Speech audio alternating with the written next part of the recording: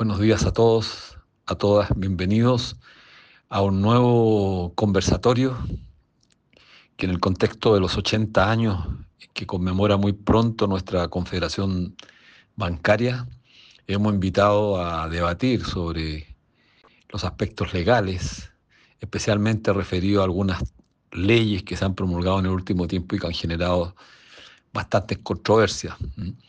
Bueno, tenemos hoy día al destacado abogado, jurista, profesor, don José Luis Ugarte Cataldo, abogado de la Universidad de Chile, doctor en Derecho por la Universidad de Salamanca, España. José Luis es profesor de Derecho del Trabajo en la Escuela de Derecho de la Universidad Alberto Hurtado, profesor de la Introducción al Análisis del Derecho en la Facultad de Derecho de la Universidad de Talca y además profesor de Derecho del Trabajo en la Facultad de Derecho de la Universidad Diego Portales. José Luis Ugarte al mismo tiempo ha sido un permanente asesor en materia legislativa, en debates sobre diversos aspectos de las leyes laborales y ha sido un permanente amigo del mundo del trabajo, así que estamos muy contentos de tenerlo hoy aquí en la sede de la Confederación Bancaria para debatir justamente aspectos sustantivos de la legislación laboral tan necesaria para el mundo del trabajo. Así que bienvenido, José Luis Ugarte, una vez más a nuestra organización. Bueno, vamos a aprovechar de hablar de la ley 21.643, popularmente conocida como ley Karin, pero por supuesto yo supongo que si me invitan a mí no es para que haga una exposición de estas para eso inviten a un ministro, un subsecretario que les cuente las bondades de leyes fantasiosamente hablando, digamos. Yo más bien les voy a mostrar el lado crítico de esas leyes, que claro, cuando todos celebraban la ley, hace como un año atrás, me acuerdo que estuve invitado al Paraíso, que estaba lleno de gente y dirigentes sindicales, y me acuerdo que fui, por supuesto, un rol que nunca me ha molestado, digamos, como el invitado de piedra, porque adelanté básicamente que esa ley no iba a funcionar, que iba a colapsar la inspección del trabajo, y todo eso ocurrió, digamos, exactamente ocurrió así.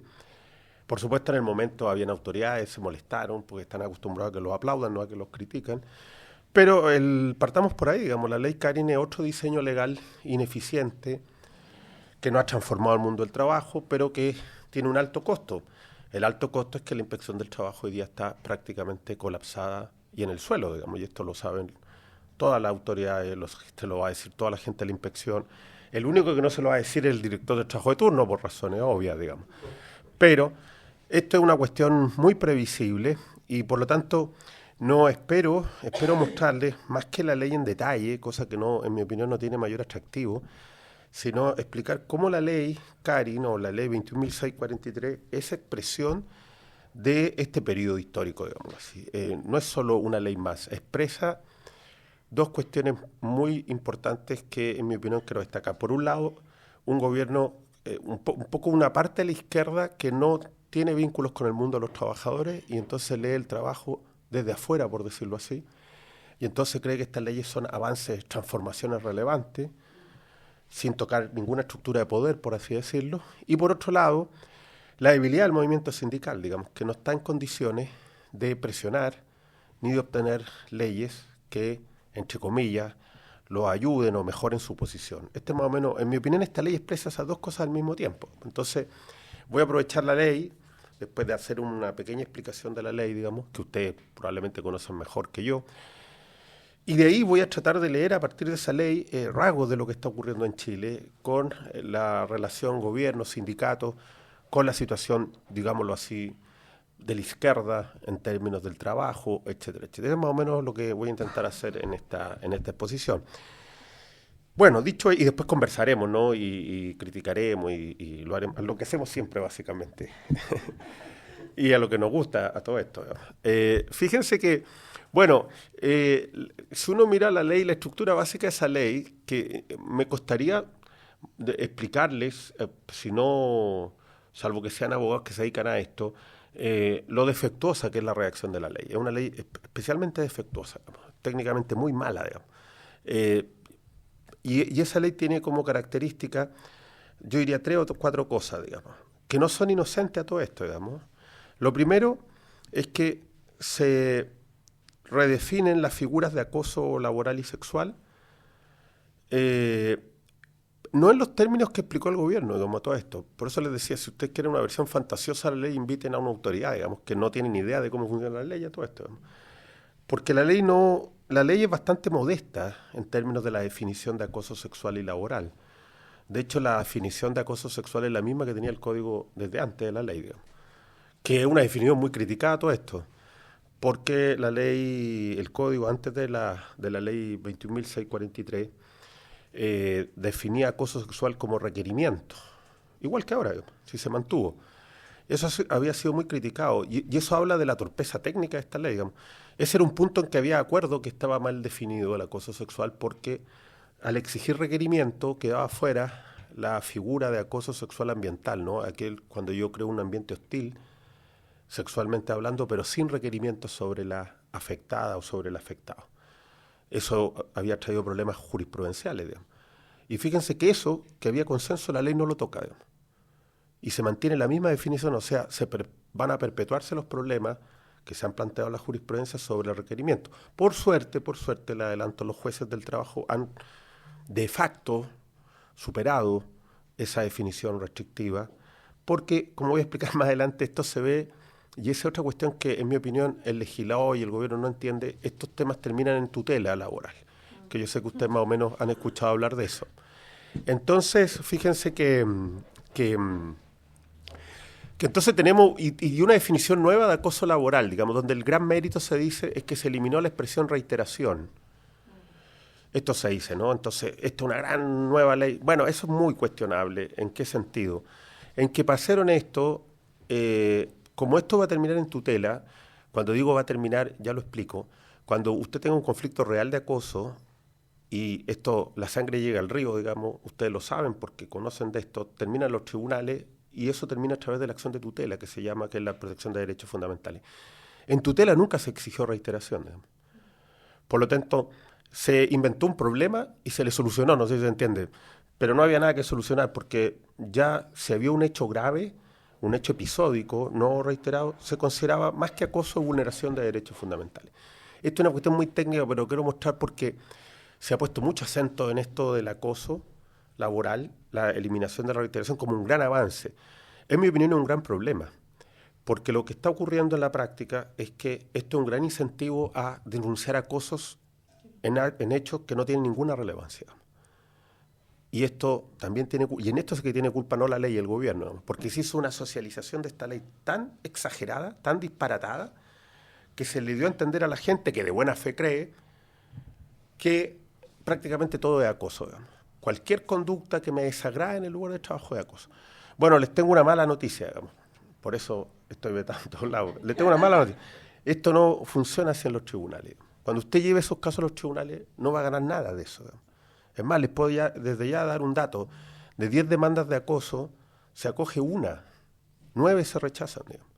Y se rechazan o por problemas de prueba o por problemas que los jueces no ven como problemas de acoso, cosas que la gente entendió era acoso porque se socializó la ley como una cuestión absoluta, digamos. Entonces usted tiene hoy día gente, fíjense, esto me lo ha contado gente de la inspección, no puedo decir de dónde, por razones, pero me han contado que hay gente denunciando porque no lo invitan a cumpleaños, porque, no sé, lo sacaron del grupo de WhatsApp. Eso, no sé si se dan cuenta, más allá de la broma, que todos nos reímos, porque eso suena básicamente absurdo, tiene un enorme costo para todos nosotros y para la clase trabajadora, porque eso colapsa las instituciones. Entonces, cuando usted lleva un caso importante de verdad, de acoso como corresponde, o sea, un acoso sexual grave, con afectación grave para la víctima, usted se pone a la fila de un colapso total porque hay gente denunciando cuestiones insignificantes desde el punto de vista jurídico.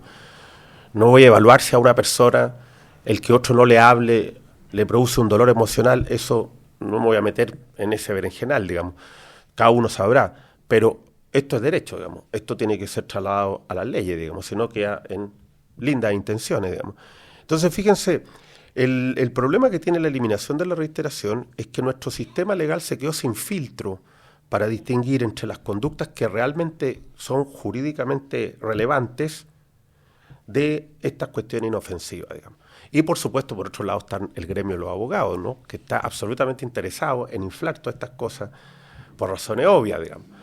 Porque el abogado siempre va a querer demandar de tutela, porque eso supone tirar de inmediato todos los números de la demanda hacia arriba, incluidos los honorarios, que se van a calcular en un porcentaje, y por lo tanto los abogados tienen todos los incentivos.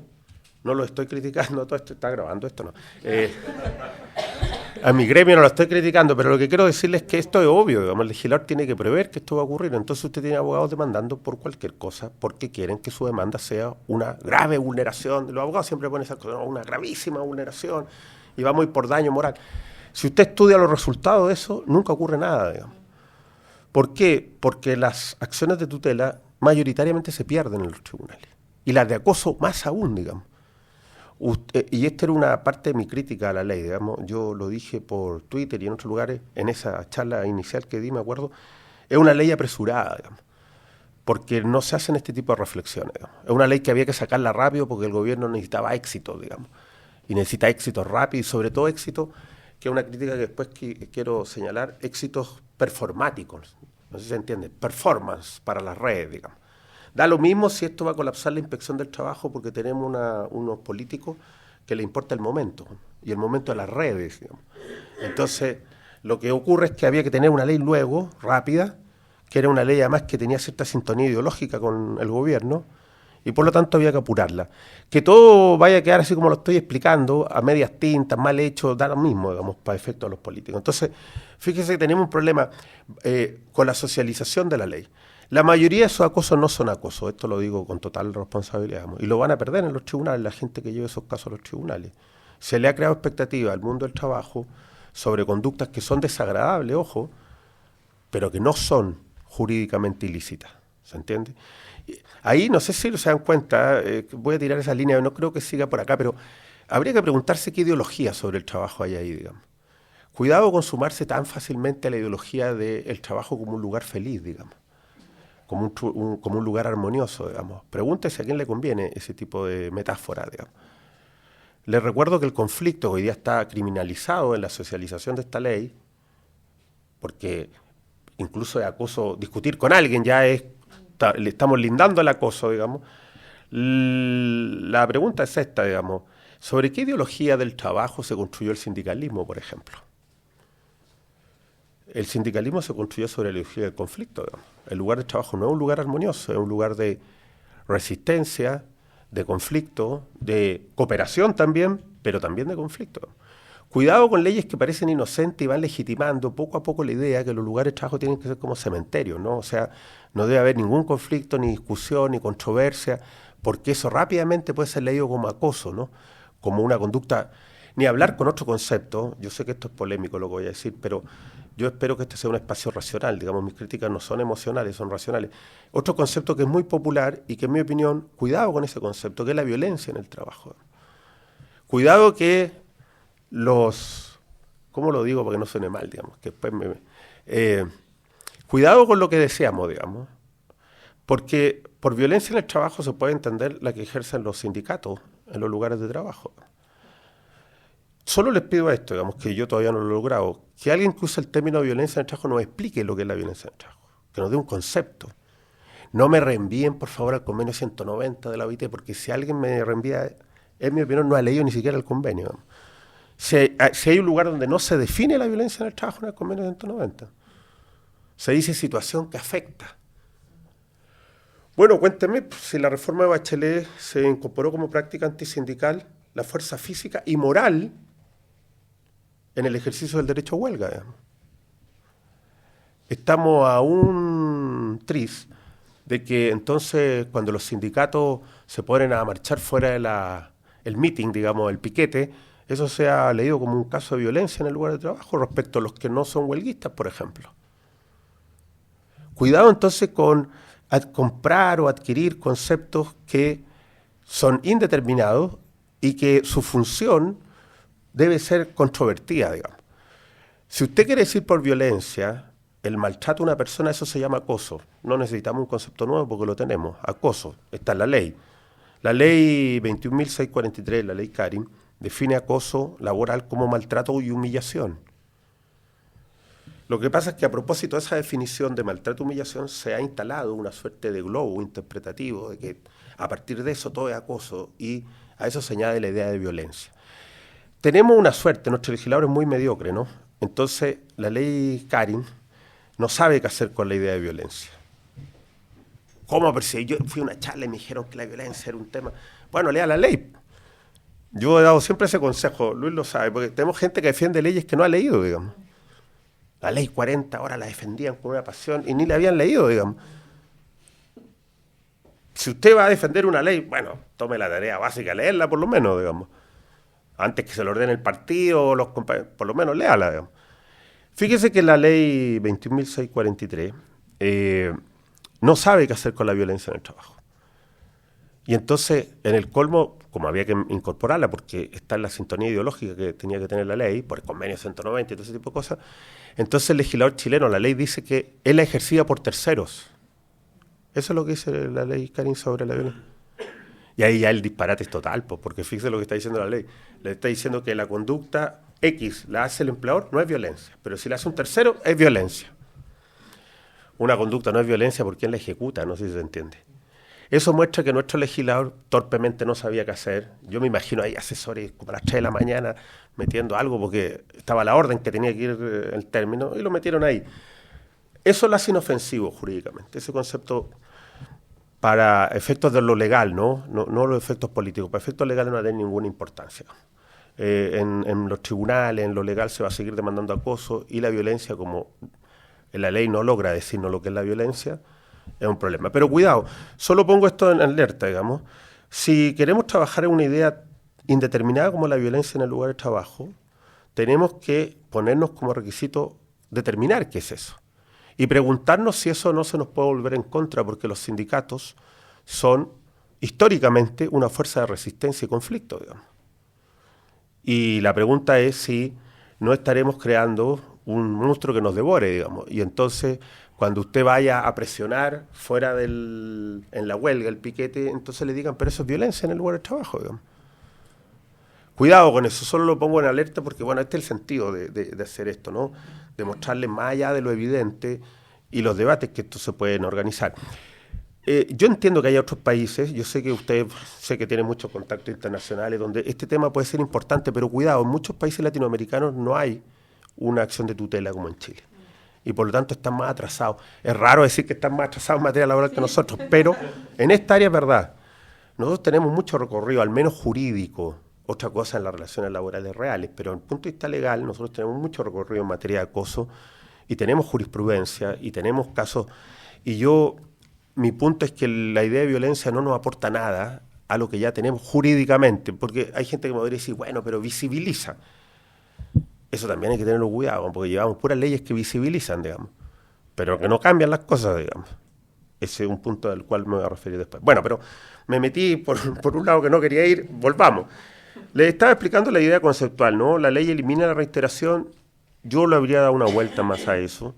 Yo no habría socializado esto como acoso, como ustedes lo vieron, todo es acoso, cualquier cosa que no me gusta. Eso no es jurídicamente correcto y además tiene un costo. Nos colapsó todas las instituciones, a las laborales me refiero. 2. La ley tiene una cuestión bien curiosa, ¿eh? O sea, el mecanismo central de la ley es este. Frente a un acoso, el trabajador tiene que denunciar el acoso al empleador, digamos. Y esta es otra cosa muy interesante, porque toda la ley gira en torno al acoso horizontal, no al acoso del empleador. No sé si se entiende lo que quiero decir. O sea, la ley está construida en el imaginario del gobierno y de la ley. Digo gobierno porque ustedes saben que nuestro sistema legislativo, quien tiene el mango del sartén es el gobierno, no el Congreso. El gobierno decide por dónde va la ley y por dónde no va, y si quiere que una ley muera, la veta y punto. En el imaginario del gobierno, entonces, el acosador en general es el compañero de trabajo, no el empleador, porque esta ley está construida básicamente sobre la idea de que son compañeros. Por eso quien va a investigar es el empleador, quien entonces aparece como un tercero imparcial, no sé si se dan cuenta. Entonces el empleador, que es un tercero imparcial, va a investigar casi como si fuera un juez la situación de acoso dentro de la empresa. Bueno, ¿Qué quieren que les diga? Yo aquí también haría una reflexión, digamos. ¿Es correcta esta opción? Yo les pongo algunos datos. No conozco otro país que haga esta opción, digamos. Esto lo he dicho en ámbitos incluso más técnicos. No hay en el derecho comparado ningún otro país que, frente a casos de acoso, que son casos de vulneración de derechos fundamentales, se le encargue al empleador investigar, digamos. El origen de esta norma, que todo el mundo celebra hoy día, pero el origen, ¿saben cuál es? Es la ley de acoso sexual original, que es la ley 20.005, que es una ley del año 2005. Y esa ley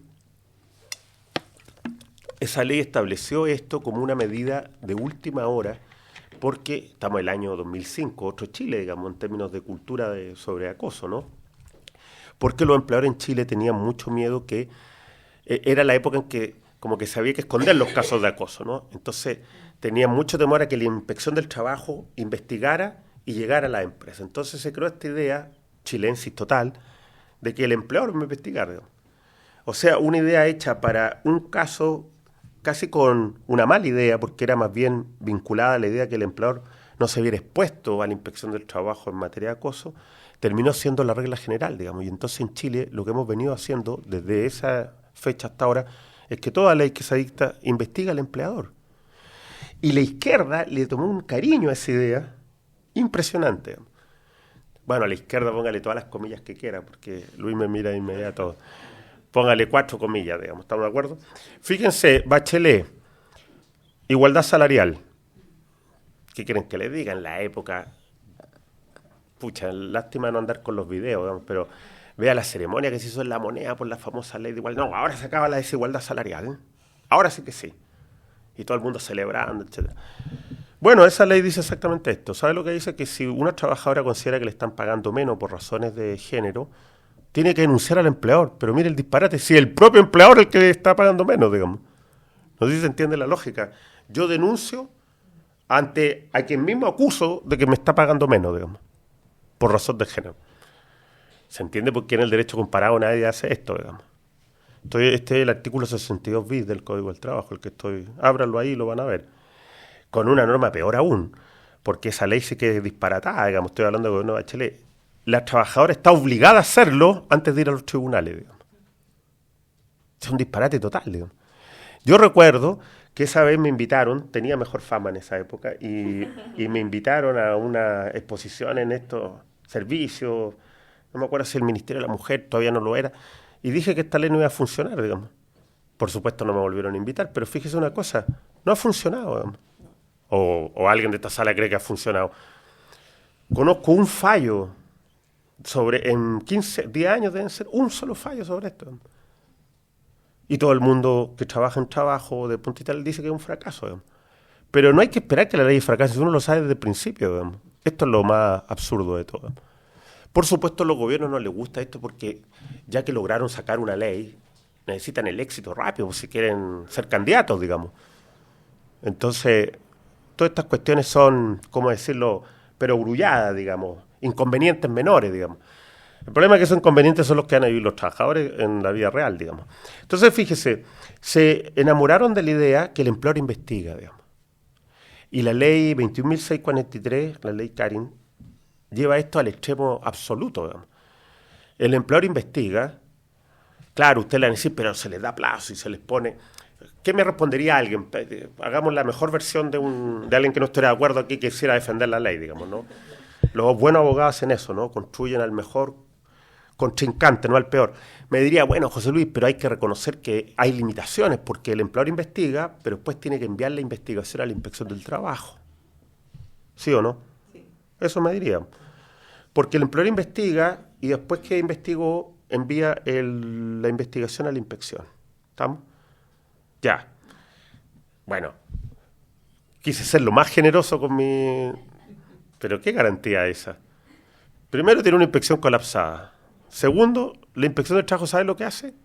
Agarra el papel que le mandó el empleador y hace básicamente esto. Lee si las premisas son coherentes con la conclusión. Listo. ¿Usted cree que va a ir alguien de la inspección a algún lado? No. Si están completamente colapsados. De acuerdo a la ley, eso debería demorar 30 días. Está demorando 6 meses más o menos. Claro, yo sé que si van a entrevistar al director de trabajo, bueno, no sé, ya no está, el candidato ahora, fíjese, ¿qué les va a decir? Le va a decir que no, que esas cifras no son ciertas. Bueno, pero pregúntele a la gente que está en la inspección, por suerte todos conocemos mucha gente de ahí, pregúntele cuánto se están demorando.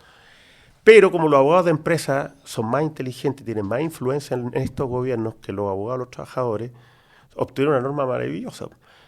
Si no se cumple el plazo, se da por validada la investigación. ¿No le preguntaron esto a la candidata o porque esta norma no la explicaron bien, parece? Silencio administrativo se llama. Si la inspección se demora, se da por validada la investigación. Y eso que no es todo, porque después les voy a contar una norma. Bueno, la cuento de inmediato. La ley dice que el trabajador que es despedido en base a esa investigación, cualquiera sea, ojo, estamos asumiendo que el empleador va a investigar. Fíjense que la fantasía de la ley es que el empleador va a investigar correctamente, digamos. Ustedes conocen a los empleadores reales, digamos. No sé si se entiende. El empleador va a investigar desinteresadamente y objetivamente. Ya me contaban de denuncias de acoso contra dirigentes sindicales, como arma arrojadiza, digamos. Va a investigar desinteresadamente, objetivamente, la situación de acoso. Y después él, ante sí mismo, decide que hay acoso. Y lo despide al trabajador. ¿Sabe lo que dice la ley? En el texto, ojo, porque yo discuto la interpretación, pero el texto dice, y esto es lo que los gobiernos no explican, dice que el trabajador deberá, en ese caso, acreditar que no ha ocurrido la situación de acoso. ¿Se entiende lo que estoy explicando? Ante los tribunales. O sea, se lo pongo en la interpretación que están haciendo los abogados de empresa con esta norma. Los abogados de empresa dicen, mire, ahí lo que hay es una inversión de la carga de la prueba, dice. Ahora el que tiene por primera vez en Chile, si seguimos ese razonamiento, al que da lugar la ley, por primera vez en Chile, en el juicio del despido, no tiene que probar el empleador, tiene que probar el trabajador. Eso no lo leyeron cuando aplaudieron la ley. No, por eso yo no la aplaudí, después nadie la aplaude cuando las leyes. Tengo dirigentes que dicen, no fui nunca a la moneda cuando... Esa parte no la leyeron, no estaba en el power de la ministra y del subsecretario. No sé si se entiende lo que estoy diciendo. Por primera vez en Chile, según esa interpretación, que la ley da pie, el trabajador despedido por acoso. Claro, lo que pasa es que en el imaginario está la idea del depredador sexual, no, esto es una cosa que está... No, pero si está, aquí está la figura de acoso laboral, digamos.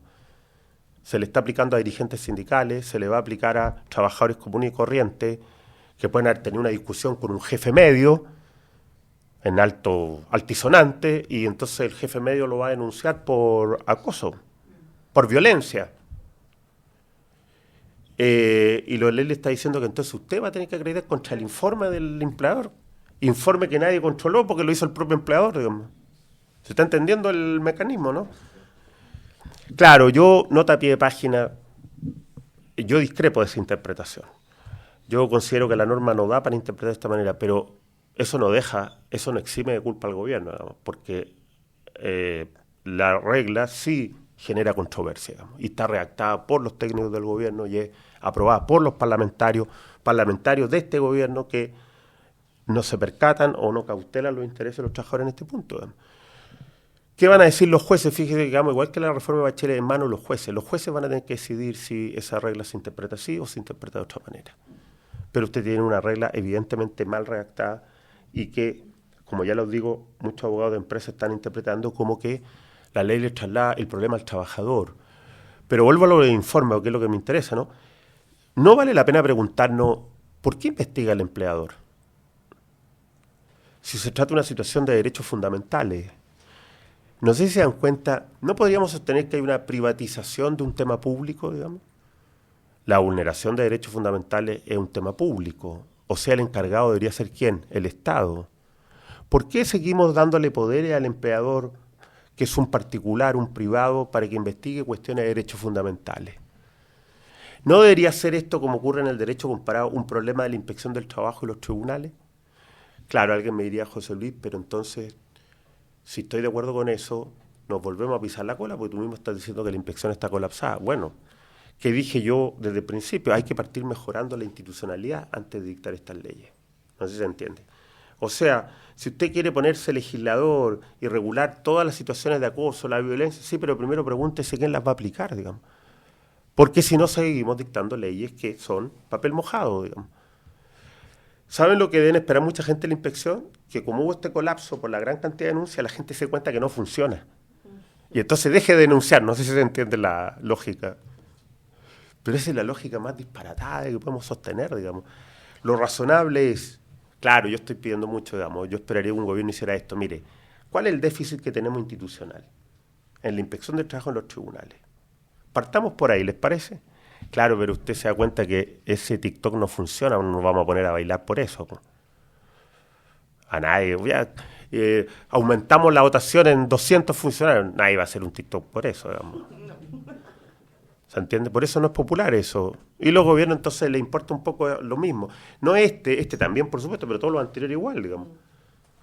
Con la reforma de Bachelet, estimado, algunos de ustedes nos conocemos desde hace tiempo, yo les dije lo de los servicios mínimos, que iba a colapsar. Hubieron sindicatos que tuvieron que ir a los tribunales para que la inspección calificara los servicios mínimos. Y ahí teníamos a los mismos aplaudidores de turno de siempre, diciendo, no, que estos son malos augurios, que ya va a funcionar porque la inspección va a tomar todas las medidas. Tenemos sindicatos que se demoraron un año o más de un año en calificar los servicios mínimos. Tuvieron que ir a los tribunales. Mire el disparate. Pero en su época también hubo sindicalistas que defendían estas cosas porque están mirando la letra chica, no es necesario, porque hay que celebrar igual. Bueno, ahí están. En la Dirección del Trabajo ahora acaba de cambiar un dictamen, ¿no? Que ya no se... suspendiendo la negociación colectiva, ojo, sí, mientras no se califican. Ahora, quieren que uno le celebre un dictamen, ahora, cuando ya se van, quedan 3 meses, y ahora sacan un dictamen diciendo que no suspende la negociación colectiva. Y pero tenéis que aplaudirlo, tú no reconocés nunca nada. Pero si se van, señores, ya están calificados el 99% de los servicios mínimos. No sé si se entiende. ¿Qué vamos a celebrar si llegan tarde y cuando ya está todo el desastre hecho, digamos? Y ya los trabajadores legitimaron, de paso, los servicios mínimos. Ya todo el mundo lo asume como algo natural. Tienen que haber servicios mínimos en la huelga. Hablen con sus pares de otros países, digamos, de los países más avanzados. No existen los servicios mínimos. Solo existen cuando hay servicios esenciales.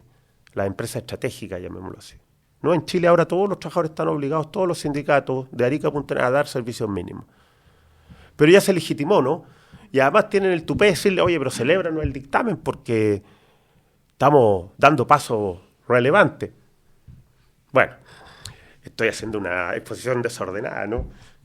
Me metí en los servicios mínimos ahora. Ya, bueno, estábamos hablando, yo les planteo eso, digamos, yo esperaría más espíritu crítico del mundo sindical, digamos. Yo no aplaudiría tan rápidamente que el empleador investigue. Me preguntaría si el empleador, primero, es un tercero imparcial, digamos. Esa es la primera pregunta que haría. Y la segunda haría, ¿y si estos son problemas de acoso de derechos fundamentales, no debería investigar el Estado? ¿No estamos privatizando un problema? La privatización no es solo de recursos patrimoniales. Un problema debería ser del Estado, inspección del trabajo, se lo estamos encargando al empleador y además estamos dándole una serie de garantías, que es que lo que salga en ese informe va a ser validado por la inspección, que está colapsada, pero además, en una regla completamente cuestionable, el trabajador va a tener que ir a los tribunales a demostrar que lo que está en el informe no es real. En todo caso, no se preocupen mucho por esto porque los jueces no van a tomar en cuenta eso. Los trabajadores tienen suerte, los disparates del gobierno lo van a arreglar los jueces. ¿Por qué? Porque los jueces no le van a dar esa fuerza al informe de un particular como el empleador. Ojo, no olviden que el empleador es un particular. ¿Desde cuándo el empleador se transformó en una autoridad cuasi judicial, digamos? Que incluso cita a trabajadores a declarar, digamos. Ese disparate, digamos.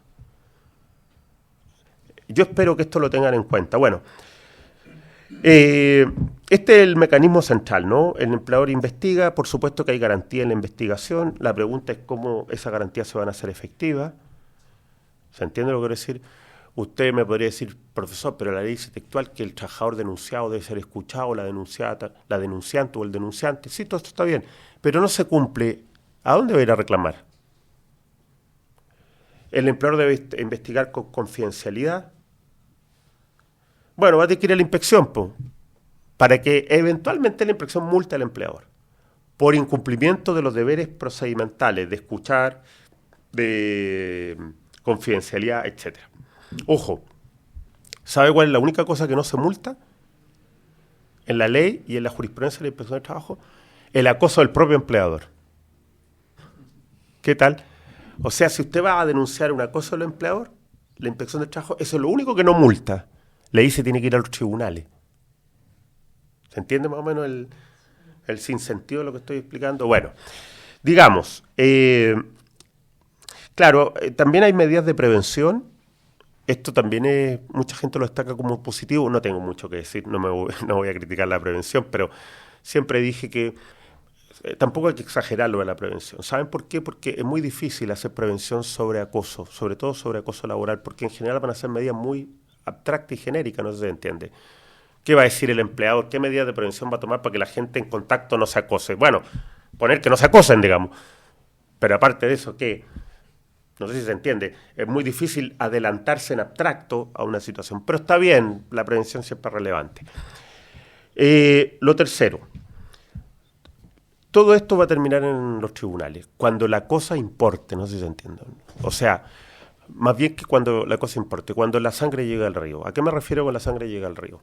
Ni el denunciante o la denunciante ni el denunciado están conformes con lo que ocurrió en la investigación del empleador y eventualmente las medidas reparatorias, todo ese tipo de cosas. Esto va a terminar en los tribunales y el régimen judicial para esto se llama acción de tutela. En la acción de tutela lo que importa es la opinión del juez, no de la Inspección del Trabajo, ni del gobierno de turno, ni siquiera de la Contraloría. Y mis amigos abogados se enojan cuando digo esto, pero eso significa que todo lo que acabo de decir importa poco. ¿Por qué? Porque llegado a la acción de tutela, el juez manda y aplica normas de derechos fundamentales. Y por eso los jueces no aplican las definiciones. Usted estuvo ahora distinguiendo en una charla entre el acoso sexual y laboral. Da lo mismo, porque metido a la licuadora de la acción de tutela, todo es lo mismo. Vulneración del derecho a la integridad física y psíquica. Listo. El régimen es único. Esto es más abogadil lo que estoy diciendo, pero a la gente no le gusta porque los abogados se hicieron expertos en distinguir acoso laboral, sexual y explicar. Y yo digo, no digo que sea relevante, digo que cuando la sangre llega al río da lo mismo. ¿Por qué? Porque la acción de tutela, que es la más importante, de hecho, en mi opinión, es la única reforma que vale la pena desde el retorno a la democracia, la única, esa acción le permite al juez, le dice al juez, usted sancione las conductas del empleador en base, ya voy terminando, a derechos fundamentales. Y el derecho fundamental vulnerado es siempre, a lo menos, la integridad física y psíquica. Por lo tanto, da lo mismo si fue acoso laboral o sexual, la vulneración es la misma. Y el soberano en decidir es el juez, por lo tanto, da lo mismo lo que diga la Inspección del Trabajo. Pero yo fui a una charla en que el dictamen da lo mismo, y si no me cree, hable con abogados de la ADT. El juez no está vinculado por ningún órgano administrativo, tampoco por la Contraloría General de la República, porque como en tutela también van los funcionarios públicos, entonces dicen, yo he dado charlas con abogados que se quedan y me dicen, no, pero profesor, la Contraloría dijo, al juez del trabajo lo que diga la Contraloría no le va ni le viene, porque no le es vinculante jurídicamente hablando. Entonces tenemos que todo va a terminar en los tribunales. ¿Y qué quiere que les cuente? Están colapsados. Una acción de tutela en la ciudad de Santiago, en la ciudad grande, tarda por lo menos, en la primera instancia, llamémosla comillas, o en el juicio, por lo menos un año, a lo menos, no agreguemos la nulidad, o sea, lo que antes se llamaba apelación, podríamos estar hablando de 2 años, digamos. Si mi situación de acoso se va a resolver en 2 años más, entonces la pregunta es, ¿estábamos preparados para enfrentar ese desafío desde el punto de vista de las instituciones del Estado? Esta es la pregunta que habría que haber partido haciendo cuando uno va a legislar de esta manera. Probablemente yo hubiera preferido una reforma mucho más modesta, que a los políticos, por supuesto, no le habría rendido, pero una reforma mucho más ambiciosa en términos institucionales. No tiene ningún sentido seguir dictando leyes laborales si es que no reformamos el sistema de fiscalización laboral. Ustedes lo saben perfectamente, mejor que nadie. Nos hemos llenado de derechos que nadie cumple porque no hay fuerza del Estado para hacerlos ejecutar. Termino mi exposición, que espero que haya sido aclaratoria, digamos, no los veo muy entusiasmados, con un par de consideraciones técnico-políticas, digamos, ¿no? Porque esto es inevitable, digamos.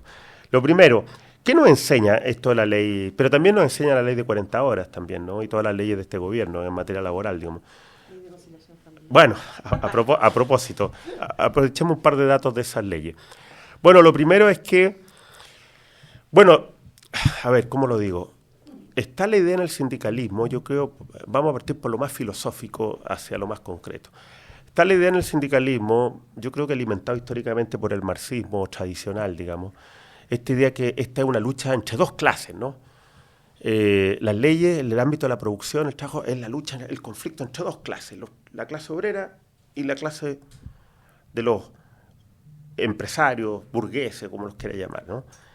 Y entre medio, y entonces usted tiene partidos de izquierda, que son correas de transmisión de la clase obrera, y partidos de derecha, que son la transmisión de la clase empresarial. Bueno, esa es una versión a esta altura muy caricaturesca de las cosas, digamos. ¿Se entiende por qué? Yo creo que ese análisis es muy sencillo, muy simple, muy simplón, digamos. La clase política es una tercera clase en sí misma, digamos. Y esto haría bien que el sindicalismo chileno lo aprenda de una vez por todas, digamos. Los partidos de izquierda no son correas de transmisión de ustedes, no son fieles representantes de ustedes. Los partidos de izquierda tienen su propia agenda, y en esta agenda hay una parte de la izquierda en que ustedes no tienen ninguna relevancia. Digo ustedes como mundo del trabajo, podría incluirme también a mí, digamos, el mundo del trabajo, digamos. Están llenos de otras agendas a los cuales tienen total prioridad. Fíjense que hay una izquierda, que a todo esto es la que está en el gobierno principalmente, que tiene todas las perspectivas, menos una, la sindical, digamos. Defiende las perspectivas todas, legítima todo esto, pero hay una que nunca está, que es la perspectiva sindical. Fíjense que todas estas leyes no tienen ninguna perspectiva sindical, digamos. Ninguna. No hay ningún guiño al sindicato, digamos. Por ejemplo, lo que acabo de decir, y no habría sido interesante que en aquella empresa donde haya sindicatos, las investigaciones de acoso, el sindicato tenga alguna participación en la investigación. Mire qué sencillo era. Pero a los compañeros nunca se les va a ocurrir esa idea. ¿Por qué? Porque, cuidado con esto, la clase política de izquierda a derecha tiene su propia agenda. Y entonces usted, en mi opinión, yo también, debemos aprender que el partido de izquierda no es una mera caja de resonancia de los intereses de la clase obrera. Tiene su propia dirección política, tiene sus propios intereses, y si uno no entiende eso, entonces vive frustrado. Porque, oye, los compañeros esta vez no nos cumplieron, de nuevo no nos cumplieron con la ley, llevamos como 40 leyes y nunca nos cumplen. ¿Se entiende? Vamos al punto. Ojo con esto, la clase, y es una cuestión importante, por lo que en mi opinión vale la pena, más allá de la ley Karin, que en mi opinión no es algo tan, bueno, sí, no quiero decir que no es relevante, pero no distribuye poder, digamos. La discusión que está en esta taza, digamos, a todo esto no me tomé el café que me hizo Luis Mesina, digamos. No sé por qué, pero aquí dice negociación colectiva por rama. Bueno, ahí tiene, este es el tema que vale la pena. Ahora, este tema, adivine qué, el poder es finito, no es infinito. Es como las sábanas, ¿no? El juego de la sábana corta. Si usted le da poder a los trabajadores a través de la negociación por rama, se lo quita a alguien. Adivine quién no va a querer que le quite el poder. Porque cuando usted quiere, la negociación por rama básicamente es un instrumento de negociación de salario, digamos. Es más cosas que esto, pero el impacto directo que tendría es que usted tendría condiciones mínimas para todo un sector del... Eso es básicamente, con el éxito de esa idea, se iría reemplazando, poco a poco se iría haciendo superficial, banal, la idea del salario mínimo. ¿Se entiende? Esto cuando le dicen a usted, en Alemania no hay salario mínimo o no hay jornada más, bueno, pues está todo negociado por rama. ¿Se entiende? Adivine quién no le va a gustar esa idea, que usted le quite ese enorme poder sobre usted, que es que usted quiere aumento de salario mínimo, venga a hablar conmigo. Yo soy el partido X, que todos saben a cuáles me refiero, yo soy la voz de ustedes. Cuando yo le doy voz a los trabajadores a través de la negociación por rama, le quito voz a la clase política. Por lo tanto, no hay mejor momento de estar de acuerdo, de tomar constancia de esto. Por eso todas las leyes que se han dictado en este periodo no le otorgan poder a los trabajadores. ¿Mejoran condiciones de trabajo? Obvio, bastaba más que estuviéramos en un gobierno y esto fuera peor. Bueno, la ley de 40 horas uno podría mirarla en esa perspectiva, pero está bien. Pero nunca, ninguna de estas leyes, aunque sean avances para los trabajadores, nunca les transfieren poder a los trabajadores. No hay voz para los trabajadores porque esa voz la monopoliza el partido político, digamos. ¿Estamos de acuerdo? Y recuerden que nuestra historia está plagada de castigo a dirigentes sindicales que intentaron modificar esto, digamos. La historia de Recabarren y de Clotario Blé es dramática en este sentido, digamos.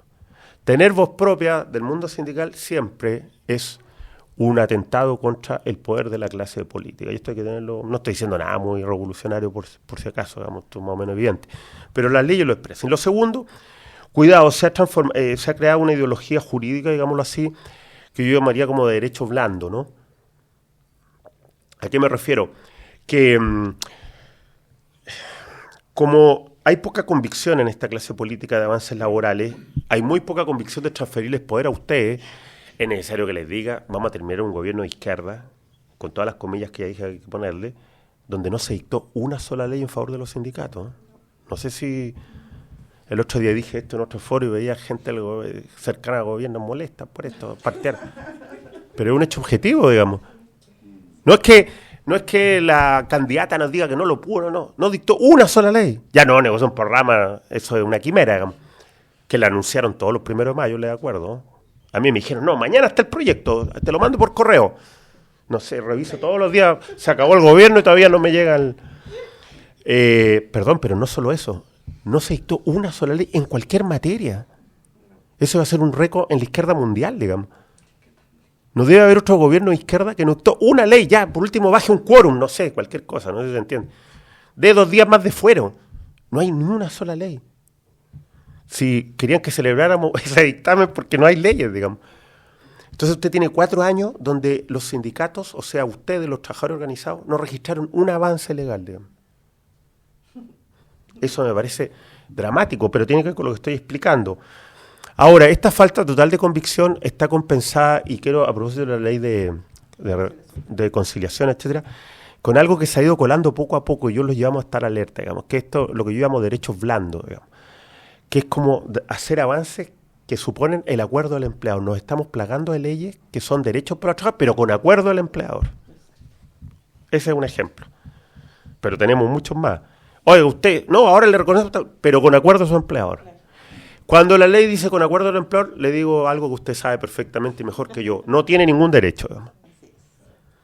Si el derecho que le van a dar en la ley es con acuerdo del empleador, le adelanto, algo no le están dando ningún derecho, digamos.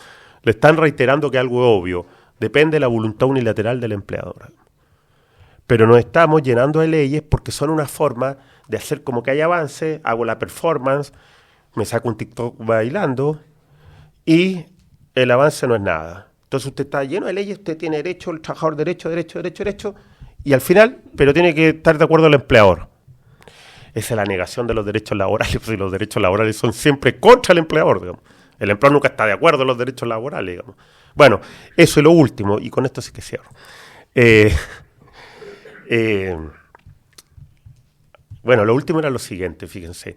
Cuidado entonces con esta ideología jurídica blanda, que aparecen como avances de derechos, y que en rigor no lo son. Y por último, yo diría esto, digamos, para cerrar con algo positivo, digamos. Sí, hay algo positivo. Sí lo hay, pues. Lo positivo es esto, es que tiene que ver con esta taza y este tazón que me van a regalar, me dijo Luis más tarde. Una docena de estas tazas. Fíjense que, sin embargo, yo veo algo positivo, digamos. Yo siento que se ha ido perdiendo la candidez en parte del mundo sindical, digamos. Y yo siento que este gobierno ha sido muy importante en acelerar ese proceso, digamos.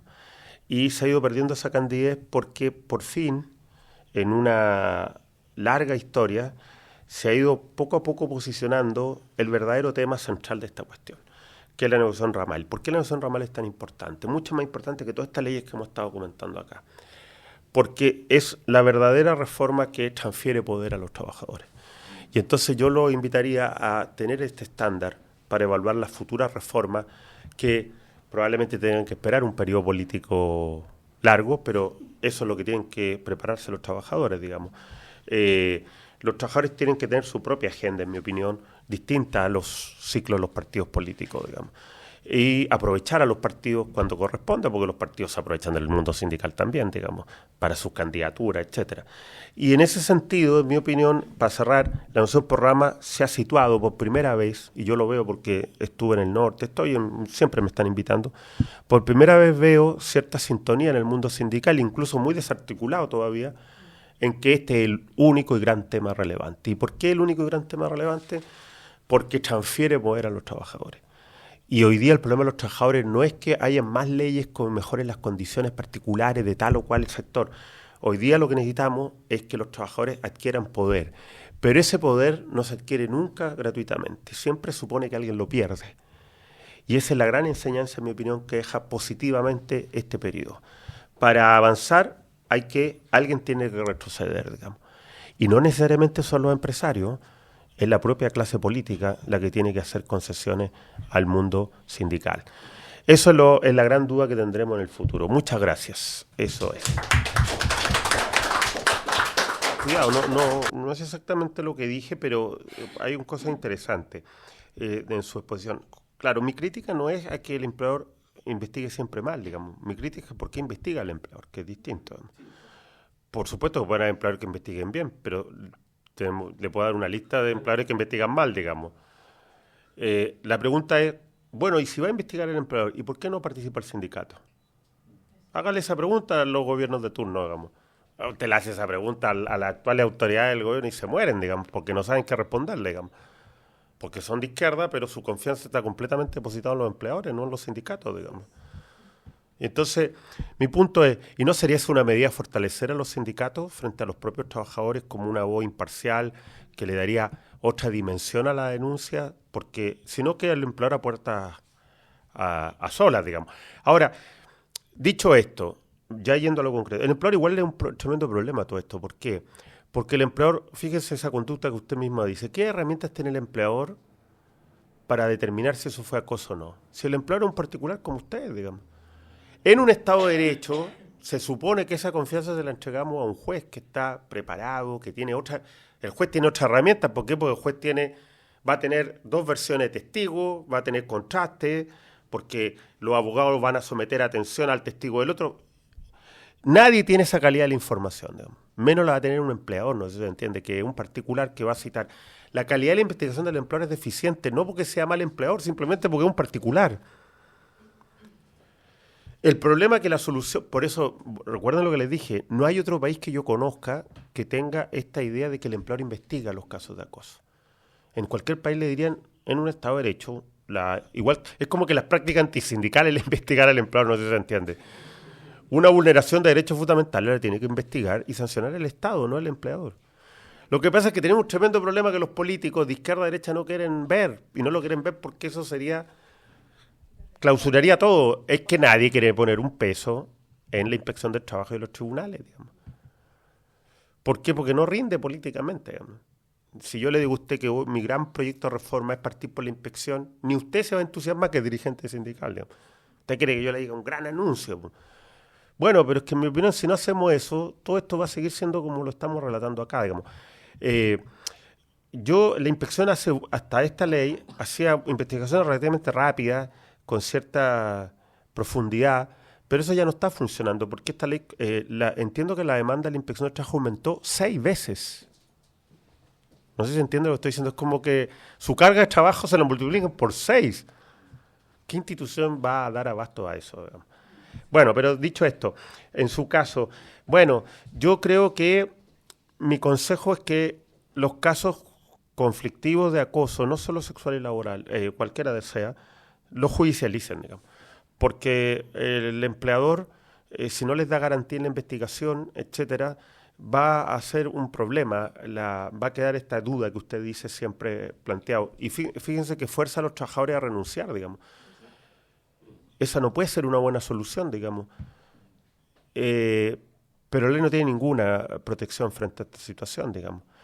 Y no solo al denunciado, ojo, porque me gustaría, alguien podría decir, pero José Luis, lee las relaciones laborales como muy conflictivas.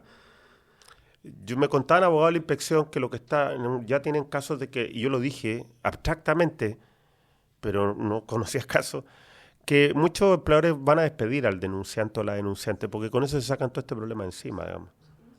Y esto está pasando, me lo contaron el otro día. Cualquier legislador razonable se adelantaría a esto, no sé si entendería, oiga, estamos en Chile, tenemos empleadores que les va a molestar, que van a sacar la cuenta de cuánto les cuesta investigar y todo. Van a despedir porque es un mes por año y depende, listo, necesidad de la empresa, ya está pago el 30%, listo. Ahora, El legislador se adelanta. La famosa ley 21.643, no tiene ni una norma que proteja a la denunciante. Mire, toda esta parafernalia, con perspectiva y todo, y yo sé que no soy el crítico, y miren, se le olvidó lo más básico de todo.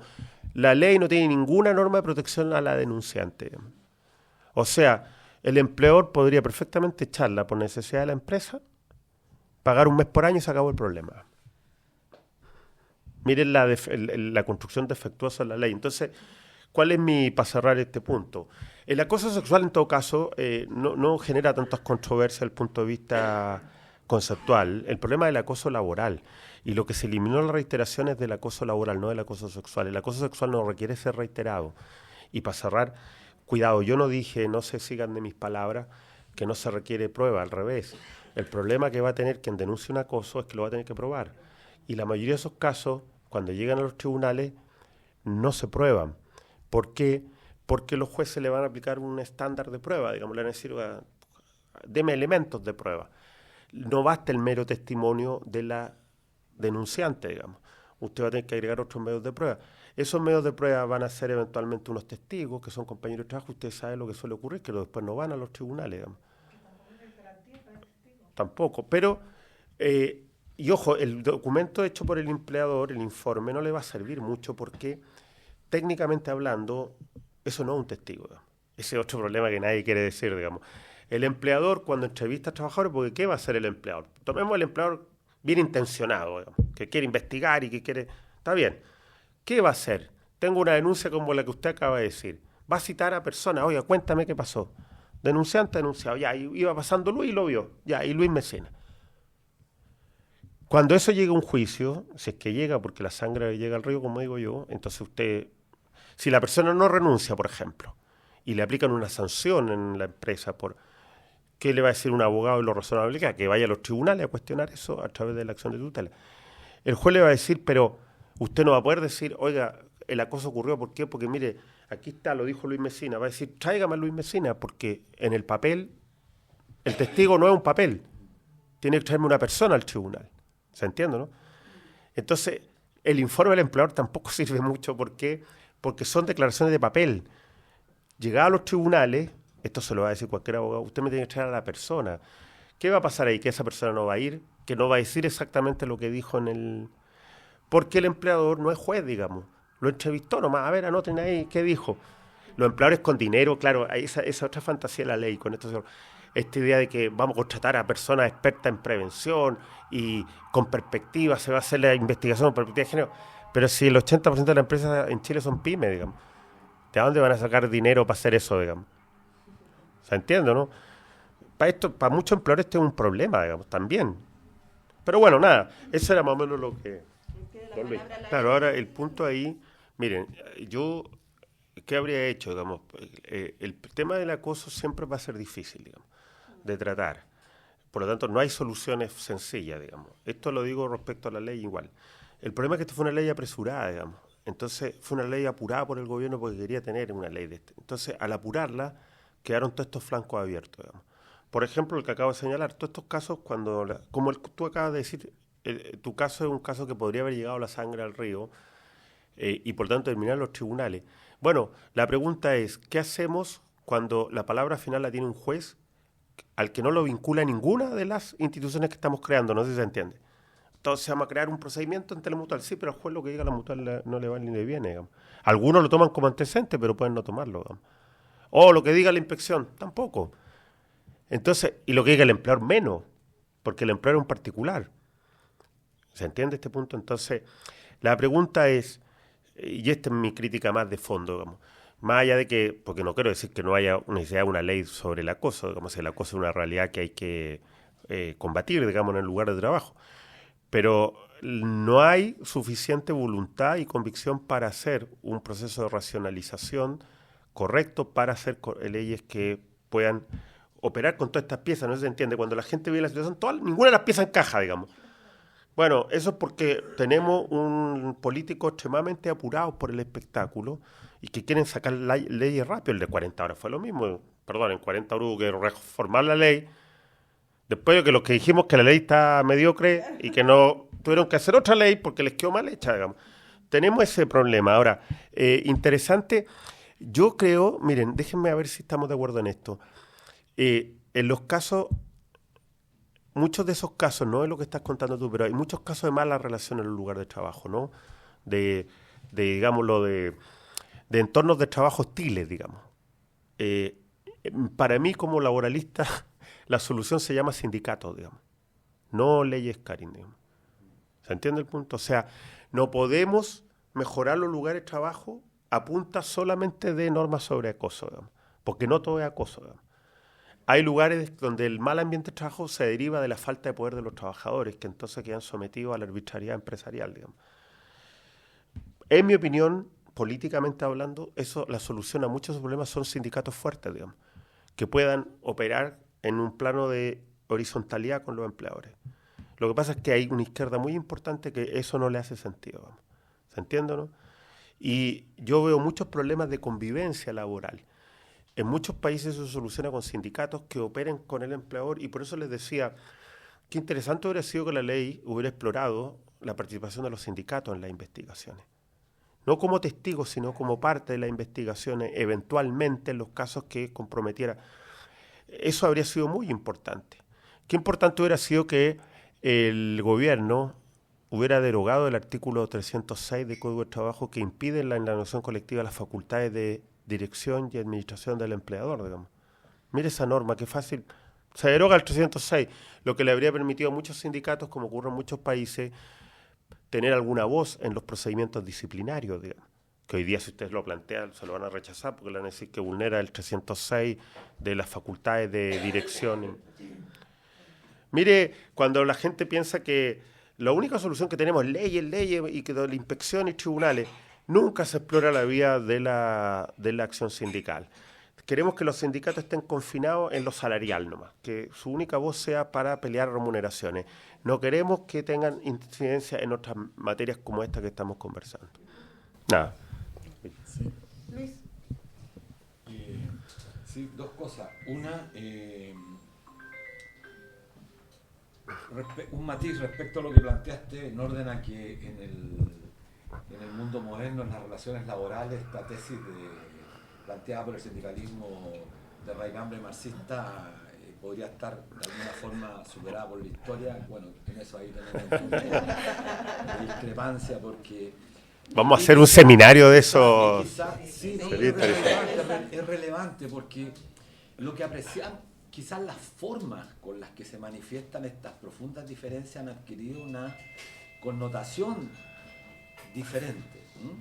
Es lo que, bueno, por lo mismo nosotros hace mucho tiempo planteado que las relaciones de producción a veces han cambiado un poco, pero el modo de producción capitalista en el que se funda la explotación del capital sobre el trabajo, eso está plenamente vigente. Y lo observamos a diario en nuestras relaciones permanentes con los empleadores. ¿Qué es lo que está en disputa siempre? La parte de la riqueza que se genera anualmente. Es lo que vivimos a diario. Más rato nos juntamos nosotros como sindicato y vamos a ver, bueno, cómo mejoramos los salarios. ¿Qué significa en términos prácticos eso? Tratar de participar de una fracción mayor de la torta que hemos generado con nuestra humanidad. Y el capital, por cierto, trata de quedarse con la mayor parte. Es una lucha permanente de que el capitalismo existe como tal, y eso creo que está plenamente vigente. Por lo tanto, en eso reivindico esa concepción, que de repente suena muy fuerte, pero que le da sentido. Es lucha de clases. Lucha de clases. Tan sencillo como eso. La lucha de clases sigue existiendo. Ahora, y en eso también ahí, bueno, la segunda parte que estoy de acuerdo y que hubo un debate también, no está totalmente resuelto. Hay sectores que, no siendo marxistas, sostienen la tesis de que los políticos son una clase social como tal. Este de al lado acuñó un término que es la casta. Yo particularmente me inscribía dentro de esos que señalamos que la clase no es clase política, se usa coloquialmente como clase política, pero que es una casta que está instalada en el aparato del Estado y que cumple un rol, como decía Nicanor Parra. Bueno, la derecha y la izquierda unida. Claro, entonces, que son una casta peligrosa, y que en eso sí creo que un tema relevante que plantea José Luis, que creo que debería ser parte de un debate más de fondo. O sea, cómo con el tiempo esta casta política se ha ido convirtiendo en una suerte de, no sé si clase, porque no responde a un interés particular en el aparato productivo. No es dueña de los medios de producción, tampoco vende su fuerza de trabajo, o sea, es una cosa rara, y en eso yo estoy totalmente de acuerdo. Eso es lo primero que quería señalar como punto de repente para la reflexión, que es importante, porque, bueno, partí por esto, partí por otra cosa, señalando que es muy relevante, ojo, me sumo a las palabras, muy relevante la exposición de José Luis, porque amena, pero aparte de eso va colocando temas que son importantísimos, muy importantes, te digo, no es como por tirarte flores aquí, pero creo que es relevante el tema, ojo, yo no sé muchas de las cosas que dijo José Luis, creo que son parte para que nosotros lo sigamos discutiendo, con sentido crítico, o sea, no con el sentido de, bueno, mira, no con el sentido crítico, de forma tal poder hacer planteamientos que aborden. Yo ayer dije una cosa en el foro, dije, no hay sindicalista en este país, ningún sindicalista, que mínimamente esté informado, no máximamente, mínimamente esté informado respecto a la ley de previsión que pueda celebrar la ley que se aprobó. Mínimamente. De igual manera, sobre el tema de la ley Karim, voy a hacer lo mismo. Ningún dirigente que se precie tal, que haya leído la norma, que haya escuchado a profesionales críticos sobre el particular, podría estar aplaudiendo esta norma. Ninguno. Mínimamente. No estamos exigiendo grandes compromisos, sino que mínimamente. Eso es lo que yo quería señalar como. Pero quiero hacer una pregunta, disculpa que no me entendido, porque escucha, da para mucho lo que ha planteado José Luis. Pero tú has señalado que lo más grande, y en eso yo estoy de acuerdo en parte, pero me faltan elementos jurídicos, porque nosotros cuando se señala que lo más importante ha sido la acción de tutela que se ha logrado, ese es como lo más potente, ¿no es cierto? Entonces creo que sería bueno quizás tú sintéticamente pudieras ilustrarnos con más argumentos para por qué es tan importante. Y eso es prácticamente la filosofía del derecho laboral. Eso. Oye, yo creo que estamos más de acuerdo en lo que piensan. No es el escenario para estar en desacuerdo con Messina, pero no es el ideal. No es el público no es imparcial. Pero sí, perfecto. Pero no, lo que quise decir, de hecho ni siquiera hablé del marxismo propiamente, hablé de una suerte de perspectiva que dominó a cierto marxismo, que era la idea de que habían dos clases, pero más que el número de clases, era como esas clases se relacionaban con los políticos, digamos. Entonces durante mucho tiempo se asumió que los políticos de izquierda eran, insisto, eran los altavoces de la clase obrera y los políticos de derecha de la clase. Ese era lo que quería cuestionar. Después hay un autor que, es un debate que probablemente a la mayoría de los que no le interesa nada, pero hay un autor marxista, todo esto, que se llama Poulantzas, un autor griego que va a complejizar esa perspectiva marxista. Es decir, cuidado, la clase política o lo que sea tiene su propio horizonte político, digamos. Por lo tanto, no son transmisores fieles de las clases, digamos. Y por lo tanto, en muchas materias anteceden sus intereses a los de... ¿A cuántos partidos de izquierda en Chile no les gustaría la negociación por rama porque perderían el control del salario mínimo y su reajuste? Pregúntenselo. ¿Ustedes creen que los políticos de izquierda automáticamente quieren trasladarle poder a los trabajadores? Esa es una perspectiva que ni Luis ni yo tenemos, digamos, pero que muchos dirigentes sindicales lo tienen. Entonces celebran como triunfos propios que ganó el compañero o la compañera tanto. El compañero o la compañera tiene su propio horizonte político y en muchas de esas veces va a sacrificar los intereses de la clase obrera por su agenda, digamos. Y esto es lo que quería explicar para las leyes que hemos estado viendo, digamos. ¿Cómo explicamos que una ley de 40 horas esté plagada de normas de flexibilidad laboral, digamos? ¿Cómo explicamos que la ley de 40 horas no se haya hecho cargo del artículo de una institución absolutamente chilense de precariedad como el artículo 22? Que a todo esto políticos cercanos al mundo del trabajo decían, no, pero es que ahora el gobierno se compromete a fiscalizar. No ha habido una sola fiscalización sobre el artículo 22, digamos. ¿Se dan cuenta? Porque la clase política tiene, este era mi punto, mi perspectiva. Yo estoy de acuerdo con Luis, las clases siguen siendo los productores y el capital, eso estamos de acuerdo. El problema es cómo se relacionan esas clases con la, digámoslo así, con el sujeto político, particularmente con el sujeto partidario, digamos. Y esta es una historia que, como Luis sabe, ha sido conflictiva en la historia del mundo sindical desde que hay mundo sindical, digamos. ¿Cómo lo relacionamos con el Partido Comunista, para hacerlo en corto, y con el Partido Socialista, digamos? Y ahora con el Frente Amplio, digamos, en el caso chileno. Bueno, esos partidos lo vivieron en sus carnes, lo dije, Recabarren y Bles, tienen su propia agenda. Entonces, eso se expresa que en el materia legal los políticos están dispuestos a hacer reformas previsionales como las que yo estoy completamente de acuerdo, que terminan de consolidar para siempre las AFP con 4.5 y todo lo que ustedes saben, y hay gente que lo celebra como un gran avance en la seguridad social. Bueno, ¿qué quieren que les diga, digamos? Es porque hay dirigentes sindicales que no logran percibir, quiero creer, digamos, yo sé que esto es medio ingenuo de mi parte, pero quiero creer que no logran percibir que entre el partido y los intereses de la clase obrera puede haber una gran diferencia mediada por los intereses políticos inmediatos, digamos. Esto es más o menos obvio. En ese sentido, yo creo que estamos más de acuerdo en lo que pensaba Luis, solamente que creo que esto, esa visión marxista antigua terminó empobreciendo a veces el debate porque se suponía que si era el Partido Comunista o un político de izquierda, era un representante de la clase obrera automáticamente, digamos.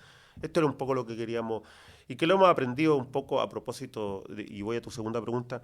Bueno, piense que no hay ley laboral en Chile que no haya salido magullada por lo que estoy explicando.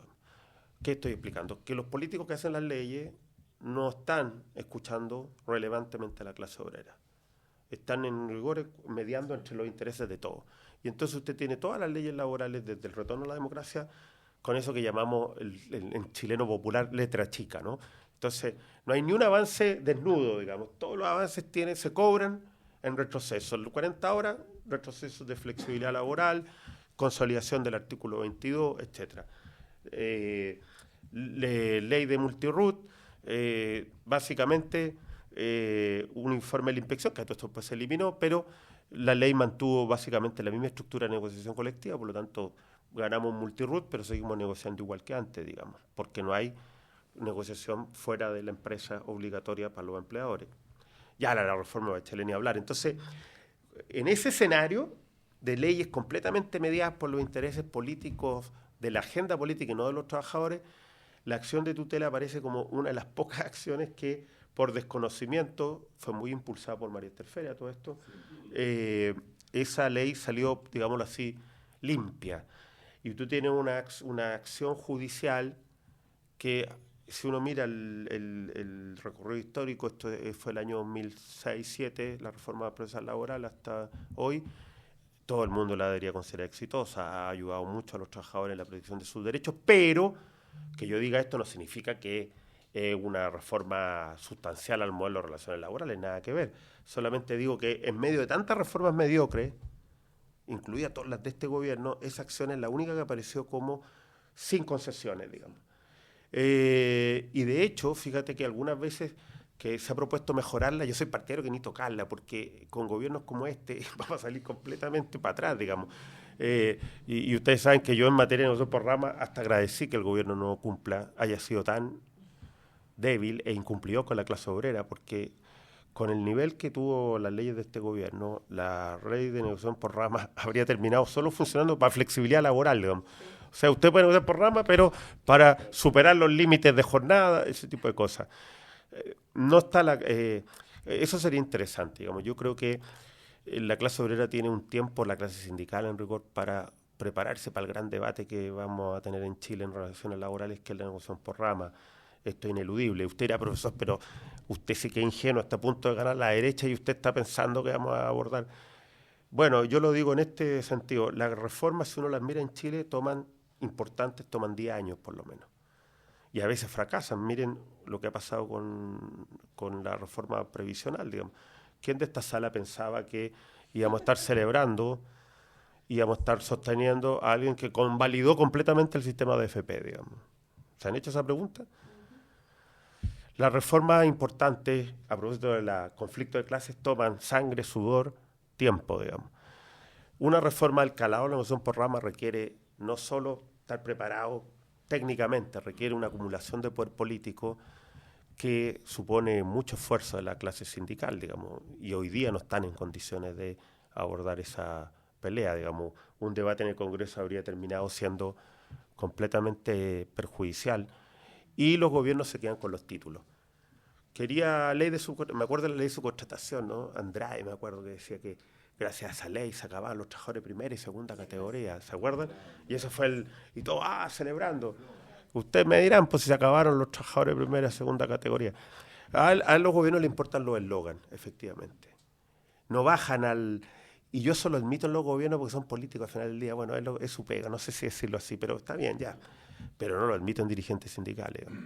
El dirigente sindical tiene que imprimir la ley, ir artículo por artículo. Lo que pasa es que hay muchos que no hacen eso, digamos, y aplauden leyes que están plagadas de estos retrocesos. Pero no, estamos históricamente de acuerdo. Quería poner el elemento clase política, o llamémoslo agente político, para que su relación con los partidos, pero esto lo saben mejor ustedes que yo, sea menos inocente, digamos, de la que se percibe en ese sentido hoy en el debate sindical, digamos.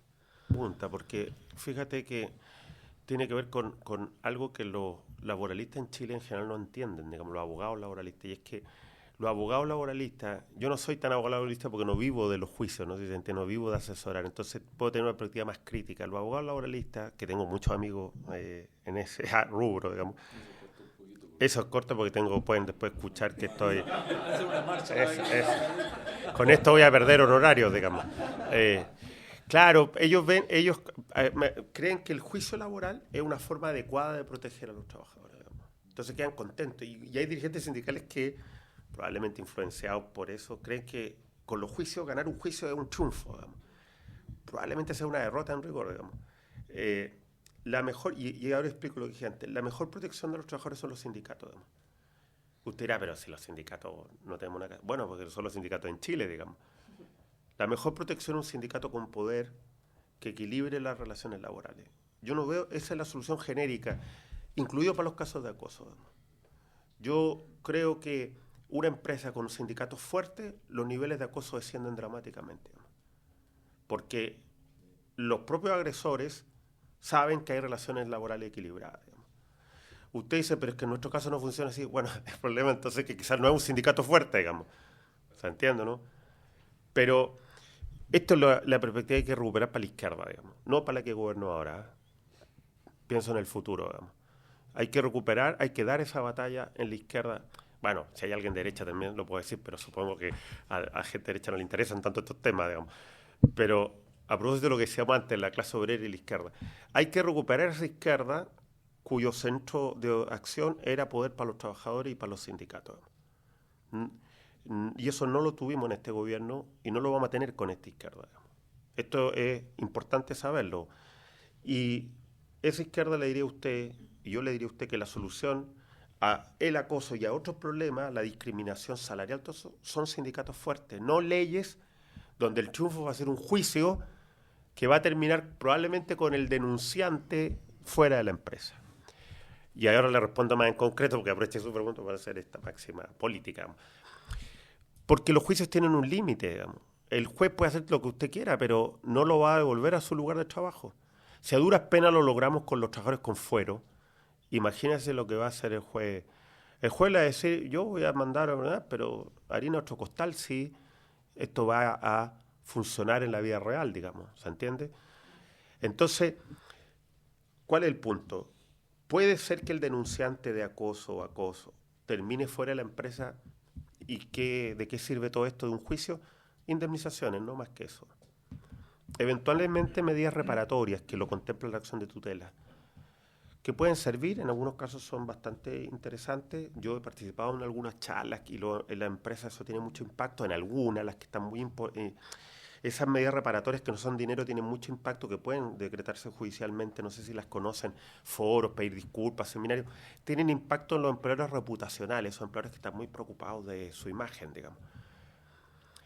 Y otro que también está en la acción de tutela, que también ha tenido algún cierto impacto, es la exclusión del registro de compras públicas, digamos, que obliga a muchas empresas como a llegar, que el gobierno de este gobierno debilitó, ¿eh? Ojo con eso, nadie lo dice, digamos. Entonces usted tiene un gobierno que perspectiva de género, etcétera, y en silencio debilita la protección contra el acoso. Porque la ley decía que si a usted lo condenaban en tutela por acoso, usted queda excluido por 2 años rígidamente del registro de compras públicas. El gobierno de Boric dictó una ley entre gallo y medianoche, en una ley de presupuesto, que dice que eso ahora queda a criterio del juez. Yo haciéndole clase a abogados de empresas me decían, yo voy a pedir siempre, porque tiene algunas causales, pero adivine quién redactó esas causales, lo mismo redactaron todas estas leyes Entonces son causales hechas así como por interés social. Yo, un abogado de empresa me dice, yo voy a pedir siempre que no le apliquen a mis clientes Eso en este gobierno. Eso no lo celebraron en La Moneda cuando... En silencio, digamos. O sea, se debilitó las sanciones a que se expone el empleador condenado por tutela. Entonces, saquemos la lección, digamos. Yo la respuesta que tengo para darle, el derecho es una forma muy imperfecta en materia laboral de arreglar las cosas, digamos. Para el caso concreto, eventualmente indemnizaciones, algunas medidas reparatorias, pero si usted me quiere decir, profesor, al final la denunciante o el denunciante queda fuera de la empresa y no tenemos nada más que hacer, eso no se lo va a arreglar un juicio, digamos. Por más que usted tenga una sentencia, triunfo. No. Y esta es una lección que me gustaría compartir con usted. El derecho entendido como juicio tiene un límite. No va, y por eso, si bien tutela es importante, no transforma las relaciones laborales. Los verdaderos triunfos del derecho no son los juicios, son los sindicatos fuertes, digamos. Y eso es lo que no tenemos, digamos. Y por eso que usted va a estar siempre, va a tener a la clase política va a tener usted disposición a dictar leyes con juicios y todos los abogados celebrando y decir, no, esta es una gran... Por eso, cuidado, mis amigos laboralistas que celebran estas leyes y van a decir, no, es que Ugarte te critica mucho la ley Karin, pero hemos ganado un juicio. Ya, pero ganar un juicio no siempre es un triunfo, digamos. Ustedes lo saben perfectamente con prácticas antisindicales, digamos. Usted puede tener un gran fallo de práctica y las cosas no solo no mejoraron, empeoraron. Por eso que cuidado con el consejero abogado laboralista, que se ven en los juicios triunfos. Desde el punto de vista del sistema y de los trabajadores no necesariamente. Lo importante sería sindicatos fuertes. Y eso es lo único que no hemos tenido disponibilidad del mundo político de izquierda. Pues. Para juicio, los que quiera, leyes de conciliación, usted métale juicio total. Para poder a los trabajadores, no. Ese es el límite, digamos. Y yo creo que este fue el gobierno más dramático en eso, porque... Hasta con Bachelet hubieron avances en las materias sindicales, prohibición de reemplazo, ya. Más allá que funcione o no, pero por lo menos un guiño a la galería. Pero en este gobierno ni siquiera tuvimos nada de eso, digamos. No hubo ni siquiera un guiño para la galería, digamos. Entonces, esta es mi respuesta, digamos. Si seguimos confiando en los juicios, la respuesta siempre va a ser insatisfactoria, digamos. Entonces, vamos a estar décadas contándonos esta historia. Tuvimos una trabajadora y al final la echaron. Y fuimos al tribunal y listo, la echaron, no hay nada que hacer. La solución es sindicatos fuertes. Con sindicatos equilibrados, fuertes, estas situaciones no es que se eliminen, pero disminuirían mucho más que con una ley Karin, digamos. Bueno, muchas gracias. Bueno, un aplauso a José.